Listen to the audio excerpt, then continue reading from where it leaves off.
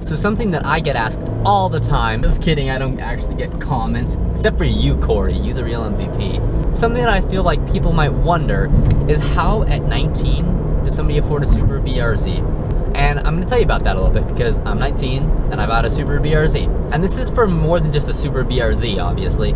This is for a lot more cars. It could be for a Miata or for a 350Z or for whatever, basically, a WRX. But these are just 3 tips to help you afford any like low to mid-tier sports car you want. So step 1, you gotta work, which is pretty obvious, and if you didn't know this already, then come on, dog. You gotta work for it. I started working when I was 17. I was close to 18, but I was 17 when I started working. I got my first job. That's not to say that that was when I started making money though. I started various other activities to make money as early as 13 years old. I was umpiring in Little League, making 25 bucks per game. Each game was about 2 hours long, and I did a bunch of that. I probably made a few $100 or so overall, and that's how I made some money at first. Also, I used to be super into video games. In fact, I even owned a Gary's mod server. Yes, I'm a nerd, I know. But yeah, I owned a Gary's mod server, which I actually made enough to buy an entirely built computer myself with, and it was like $800 or $900. But yeah, I made some money there, and I probably made like another $700 or $800 after that to go into my savings. And then after making money like that for a while, I got a real job at a rock climbing gym, and I started making some real money, minimum wage. But you know, I mean, I made a couple hundred every couple weeks, and started adding up. Step 2 is you have to save. I know it's painful. I know you don't want to. I know there are so many great things that you really want to spend your money on, but you have to resist the urges. Like I always saved up more money than I spent every single month. No matter how little I made that month, I saved more than I spent. With the exception of like, there were a couple big trips I took. Like I went on a road trip and I ended up spending $500 or $600 there. I didn't make $500 or $600 that month. I was on the road trip. So there are a couple exceptions, but almost every single month I saved way more than I spent. And that's what you need to do. Step 3, and just because this is number 3 does not mean that it's last. These are all pretty much equally important. You cannot be afraid to buy used, because buying used lets you get way nicer cars for way cheaper. Like if I bought my Subaru BRZ new, it probably would have been like 26, 27 grand before taxes. But I bought it used for 20. I mean, it's not like it's broken down or anything. And I got it as a 2013 with only 39,000 miles on it. So it's still pretty new, but I got it for way cheaper. And I'm sure a lot of you are thinking, oh, so hypothetical. I'm sure anybody could do this, right? That's what you're saying. And that kind of is, but I'm gonna give you actual numbers as far as what I did and how much I saved and how much I bought my car for.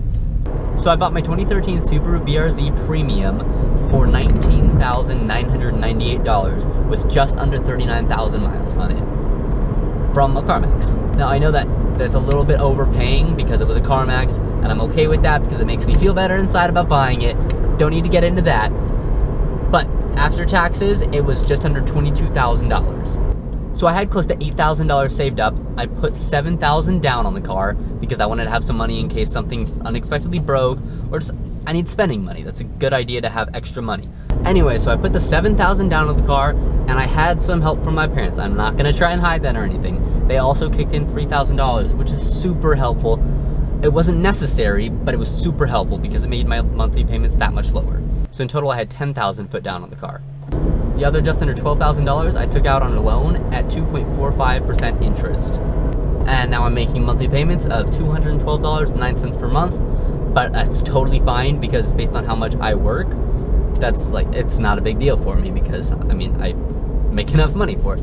So I plan that out ahead of time. That's a little bit under a third of what I make per month probably, and I can handle that. I need to warn you guys, okay? I planned ahead for this and I'm fine with it, but I need to warn you guys, if you're gonna get payments on a car and you have to pay each month, remember, that's not all you're gonna be paying for each month. You're gonna be paying for that each month. You're gonna be paying for auto insurance each month. You're paying for gas each month. So all these costs add up, and you need to figure out for sure if you can actually afford that. Those are about all the details as far as the numbers that I have to give you. If you have any more questions about it, feel free to ask me in the comments, and if it's a big enough topic, I'll make a whole new video on it. Otherwise, I'll just respond. So yeah, that's a long story short version of how you can buy a sports car, BRZ, a Miata, 350Z, whatever, at 19 years old. So moral of this story is, treat yourself. Go buy a sports car, BRZ, 350Z, whatever you want to get, and have fun with it. So baby, hold me closer in the back seat of your sports car that I know you can't afford.